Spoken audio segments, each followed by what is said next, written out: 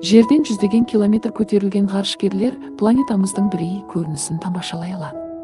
Жер атмосферасының ең шеті ғарыштан ғана көрінеді. Жер маңы орбитадан қарағанда, әсіресе көкжиекке көз тіккенде, атмосфераның қаншалықты жұқа екені еске түседі. Ол үлкен жер шарының сыртындағы пияз қабығындай. Жер атмосферасының осы ең жоғарғы қабаты, ионосфера, ғарыштың төменгі шекарасымен де ұштасып жатыр. НАСАның Gold миссиясының міндеті осы аймақты ғарышкерлердің ғана емес, жер бетіндегі әр адамның күнделікті өміріне әсер тигізетін аймақты зерттеу. Біріншіден, атмосфераның бұл жоғарғы қабаты бізді күннен шығатын зиянды радиация мен энергиядан қорғауға көмектеседі.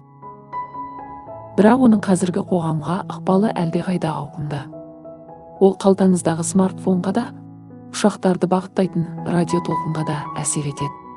Ионосфера атмосфераның біздің байланыс және GPS сигналдары өтетін маңызды қабаты. Ондағы өзгерістердің сол байланыс сигналдарына ықпалы бар.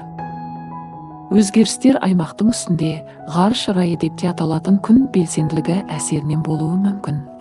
Өзгерістер төменде дауыл мен жел сияқты жердегі ауа райы құбылыстарынан да болуы мүмкін.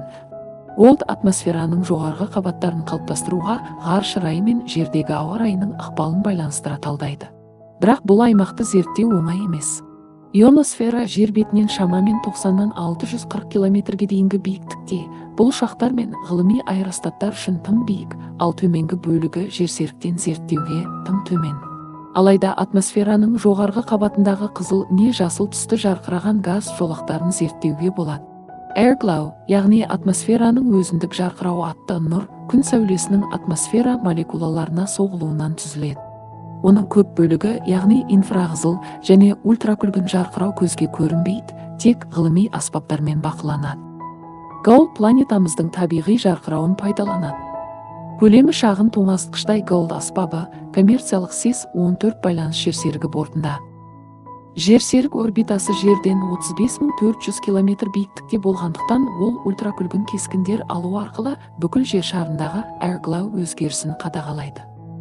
Бұл кескіндер атмосфераның жоғарғы қабатындағы бөлшектердің температурасы, тығыздығы мен құрамы жайлы ақпарат береді.